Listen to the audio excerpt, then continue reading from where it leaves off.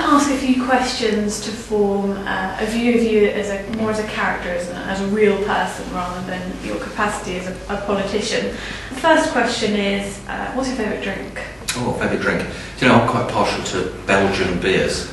Belgian beers? Yeah, I think they're fantastic. There's a whole range of them, and the Belgians take it as seriously as perhaps the French do with their wine. There's hundreds of different types. Do you have Facebook or Twitter? Yeah, I've got both, and a blog. And I sort of managed to link them all up so that I can... Do you update them regularly? Yes, not as regularly as I'd like, but I tend to go in fits and starts depending on what I'm working on at the time. But the Twitter feed's good because I can respond to something instantly and then it sort of feeds through to all my other blogs and Facebook. Your celebrity crush? I think when I was younger, Catherine Zeta-Jones. I thought she was a bit of a babe. I'm going to ask you a few questions about issues concerning the local area first. So what will your party be doing to help students to find jobs when they graduate? Well, this is all about the economy. And I think there's a bit of a dividing line at the moment forming between the various parties as to how the economy should be handled.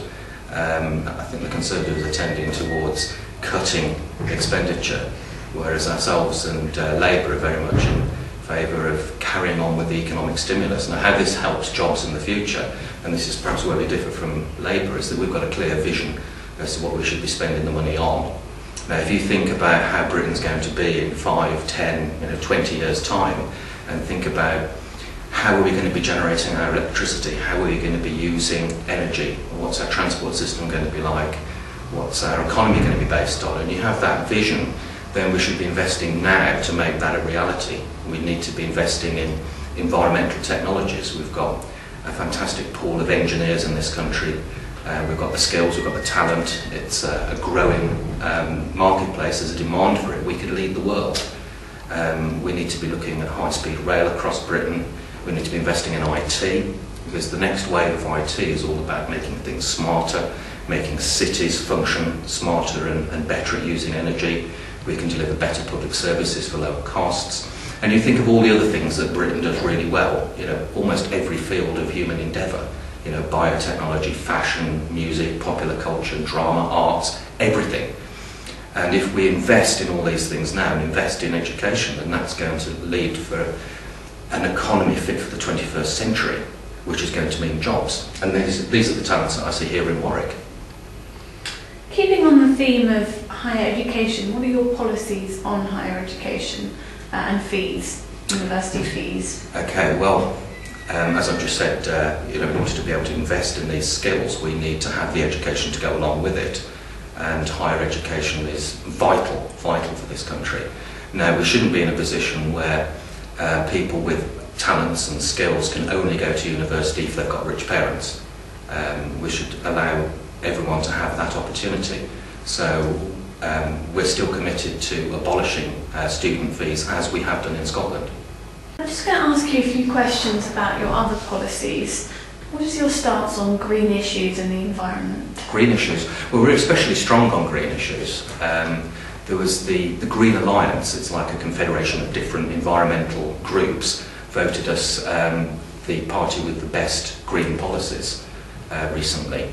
There's various strands to it. One of them is using taxation to influence behaviour.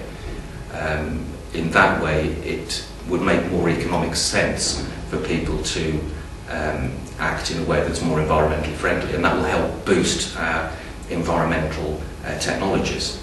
As I've said before, we need to think about how we generate and use energy in this country. I'd be very much in favour of us building the Severn barrage. I can't believe we haven't already done it. It would generate an equivalent amount of electricity as something like 4 nuclear power stations.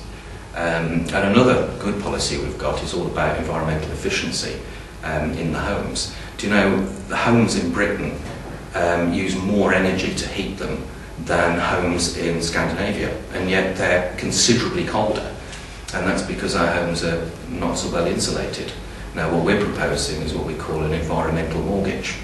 The idea is that a homeowner could take out this loan to pay for improvements on their house, and they pay it back based on savings that they make in energy costs. which are rising, will only continue to rise. So for the householder, it's cost neutral, and for the environment, it has a huge impact. And at the same time, it will boost jobs and the market for these technologies and jobs in Britain. Concerning students, what can be done to get students to vote, do you think? And is voting important? Absolutely. I mean, we were talking about this on the way up.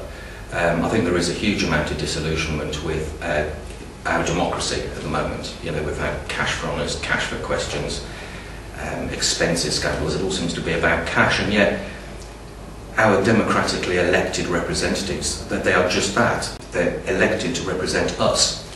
And I think there's this feeling that they're all in it for themselves, and yet you find that students are actually very politically engaged. You know, they buy wristbands to support various causes, they organise charity gigs to support things, they get involved in all sorts of things. That coming in here now, I noticed there were loads of posters up for the student elections. So it's not that people don't want to be engaged in politics, it's the fact that politics needs to clean up its act. And I think that's one of the things that is key for the next government. Concerning the expenses scandals, the various scandals, do you think that the post-expenses politics in Britain needs a complete reshuffle of some sort?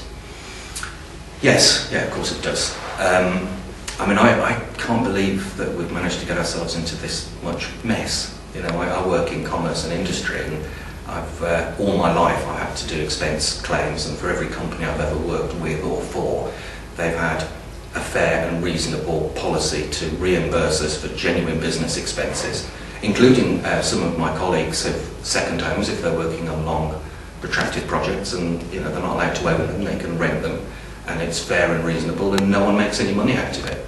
There's not that latitude for people being able to milk the system, and yet our political system seems to have managed to get themselves into a right mess and create this system that's just open for abuse. And it's not rocket science. But I think the other part of your question was about how politics is going to develop after the next election.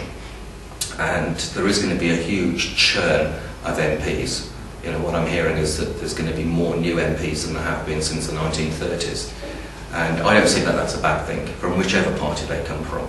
You know, we need to get some new blood in.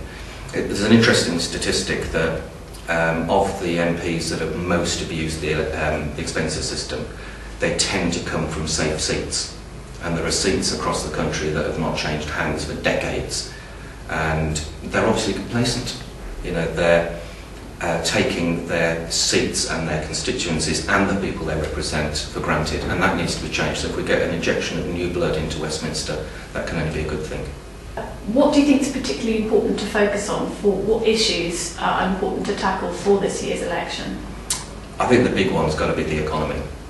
And as I mentioned earlier, the dividing line seemed to be, should we cut expenditure now and pay back all this debt that the nation's run up, or should we carry on with the economic stimulus? I believe we should carry on with the economic stimulus. The economy has had a heart attack. It's ill, desperately ill. And if we were to remove the economic stimulus now, then the patient would die, and we'd end up with mass unemployment and huge areas of deprivation that would never recover. So I think we need to carry on investing in this country along the lines that I mentioned earlier, in technologies that are fit for a 21st century Britain. And only then can we come out of it. If you think that we've got ourselves into this situation over a decade, and it may take a decade to come back out of it. What policies then do you or your party have proposed to help the economy recover? Well, as I mentioned, it's about maintaining the economic stimulus that we've got. We shouldn't be slashing this funding at the moment, but yes, that is going to mean that the debt that we're building up is going to carry on for a while, but I think we need to look back on that time, maybe in 10 years, and think we've got something of value out of it. So we need to be investing in environmental technologies, a decent transport system, in education, to boost the technologies and the skills and talents of the people in Britain, so that when we do come out, when the global economic crisis comes out of the recession that we're in at the moment, Britain is in a fantastic position to be able to compete, and then we can start paying back the deficit that we run up.